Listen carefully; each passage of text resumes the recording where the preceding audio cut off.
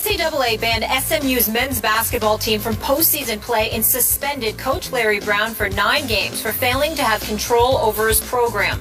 The school will also lose 9 scholarships and be placed on 3 years probation. SMU has made the same amount of NCAA tournament appearances won in 3 seasons under Brown as it did over the previous 22 seasons combined. SMU is expected to be a preseason top 25 team this season and contend for the American Athletic regular season title.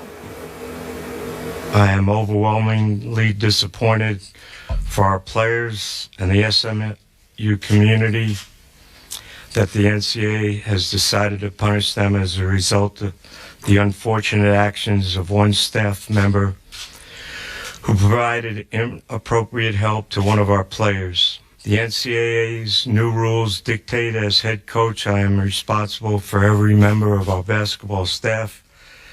I accept that responsibility, but do not accept the appropriateness of the punishment.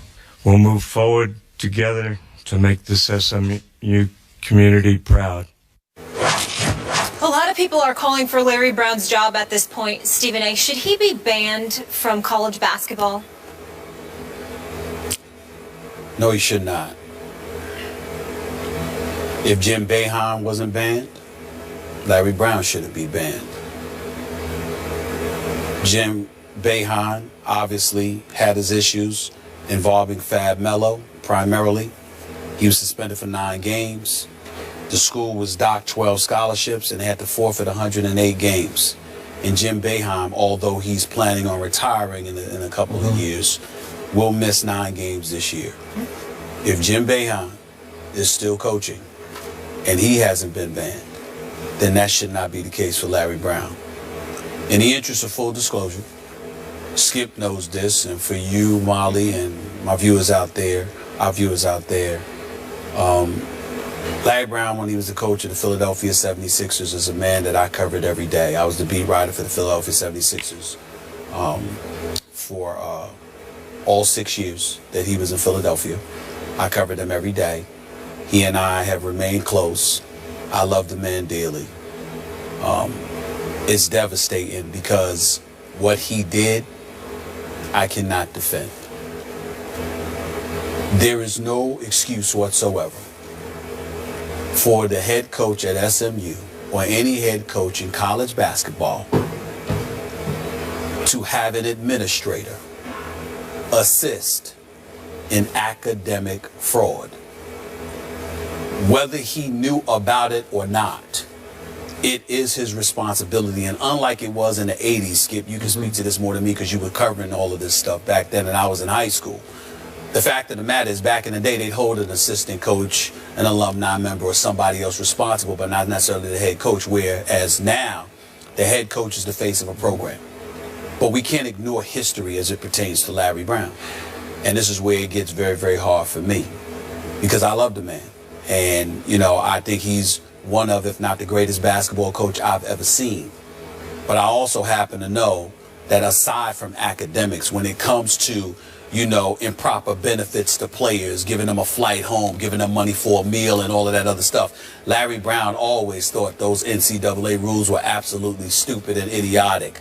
So him violating that to some degree at UCLA, which caused the postseason ban in 1982, and then at Kansas after the '88 season, you know, before he moved on to the NBA in both instances, I definitely could see Larry Brown violating something like that because those rules to him and most people are idiotic in terms of helping a player who's relatively poor, etc., etc. This is different. This is academic fraud. And what really, really came to my mind when I heard about this is the fact that unlike other places Larry Brown has been, in this particular instance, he was out of the coaching profession a little while. And as a result, he got to SMU. And the people that he hired weren't loyalists to Larry Brown. They were loyalists to whoever Larry Brown leaned on to bring on board. So they weren't necessarily his guys. So they didn't watch his back and look out for him. But he's still the guy at the helm. And when you take into account UCLA, and you take into account Kansas, and you take into account SMU, this is an entirely different matter. But it is still very, very bad. And as much as I love him, I find myself sitting here this morning absolutely disgusted that at 75 years of age, with all that he's been through, that he could find himself in this situation. Remember, he departed from Philly in 2003, you know, and all of a sudden exited Allen Iverson and the crew to go to Detroit and coach, and immediately took them to the championship and then to a second consecutive visit to the NBA Finals. And some believed that Rick Carlisle was backdoored because Rick Carlisle was coaching the team at the time. Then when he was coaching in Detroit, although he has vehemently and categorically denied it, the Joe Dumars and others of the world in Detroit at the time obviously positively believed that he was politicking with Dan Gilbert in order to get the job in Cleveland while he was coaching the Pistons in the finals. Okay, then ultimately we know the disaster that was the Knicks and Isaiah Thomas, because Isaiah Thomas and James Dolan swore up and down that he was lying. I didn't know, you know how torn I was because I'm tight with both Isaiah and Larry Brown. So to be in the middle of that, that was just a journalistic nightmare for me. And then after that, he goes to Charlotte, knowing that Michael Jordan is trying to build a fan base with the Charlotte Bobcats. Larry Brown literally was quoted as saying, in the midst of Michael Jordan trying to build a season ticket base, oh, I wouldn't play for this, I wouldn't come watch this team if I were the fans. We're awful. I mean, naturally, Michael Jordan called him in the next day. Michael Jordan didn't even fire him. He just looked at him and said, you know what time it is. You know. There's nothing to talk about because you got to go. Okay. So knowing all of this and knowing that you were out of the game for a while, where you're sitting there and living at Villanova, watching Jay Wright's practices, driving a great Jay Wright crazy because he loves Larry Brown, but good Lord, he was there every day, to turn around after all of that and to get this opportunity.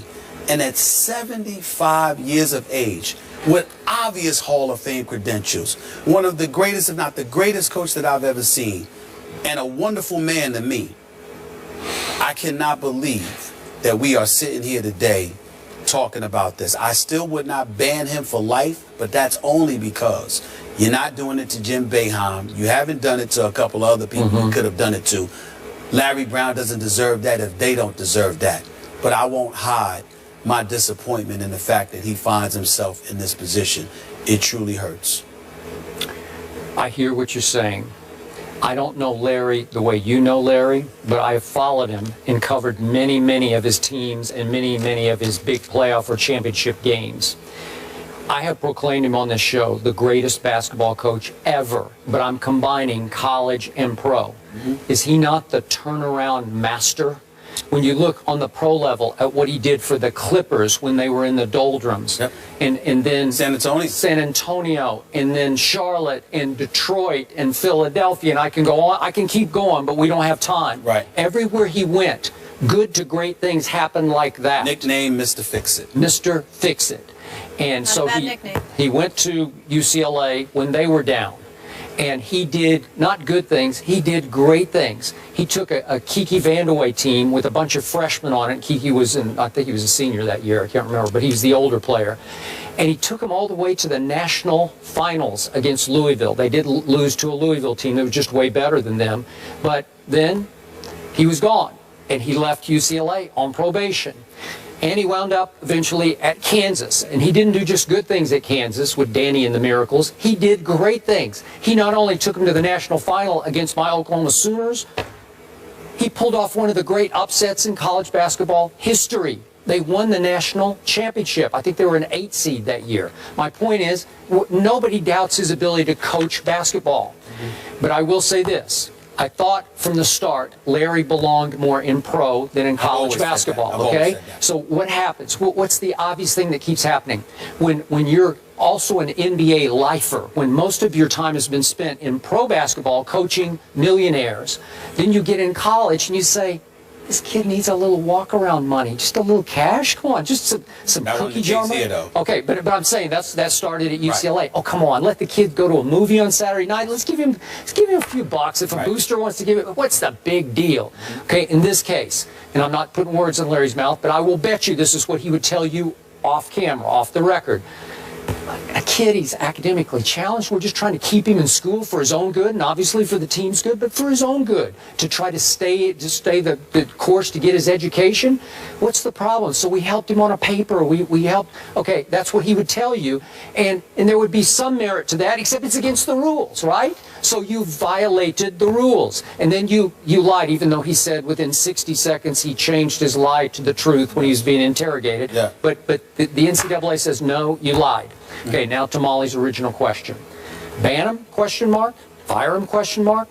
In this case, as much as I like Larry, I'll tell you why I'm a no, because I do not like to see these coaches flee the damage that they've done. He could go on somewhere else. I want to see him have to come back 9 games into next year and coach the SMU basketball team through all the suffering that they're going to do next year. The kids are going to suffer. They can't, I guess they could transfer if they wanted to, but they probably won't. So the kids are going to suffer. The fans are going to suffer next year because they can't play in anything postseason. So there's not even any NIT, and this team is going to be pretty good. Yeah. Could it be an NCAA a team that factor? Was a program that from 1988 that's what I'm saying, yeah. 2012 won 46% of their game to make one NCAA tournament. Okay, he's Mr. Fix-It. We know that. And if he'd gotten Moutier, obviously Moutier would now be in pro basketball, but still, if he'd gotten him for that 1 year last year, look out. He might have made a run. He might have made a Final Four run. That's how good he is. But now I want to see him get punished the way the school and the fans and the players are going to get punished.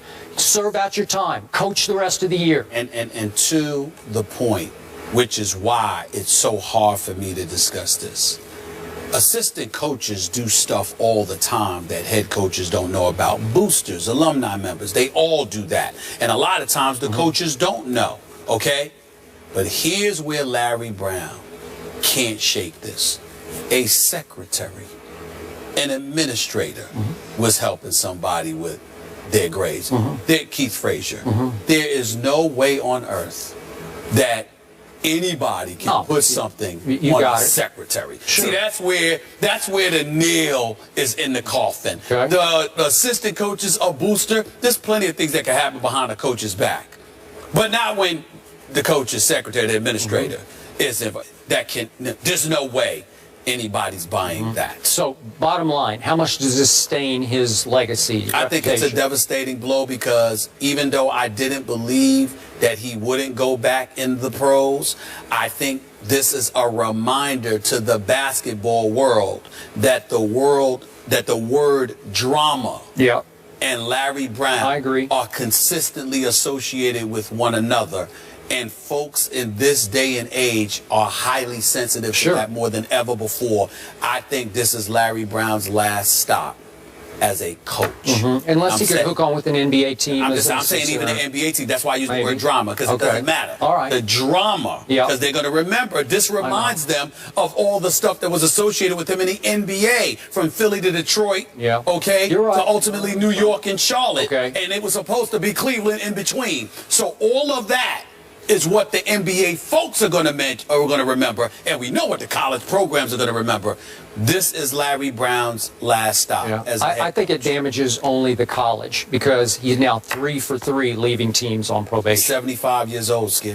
NBA is not going to go that right. You got young executives with the whole analytics movement. But they ain't hiring a 75-year-old coach. They ain't going to do it. Coach Pop might bring him on as an advisor. I said an NBA head coach. Oh, okay. Not as a head coach. I don't mean that's what I meant. Really great insight and perspective there, guys, not to be cheesy.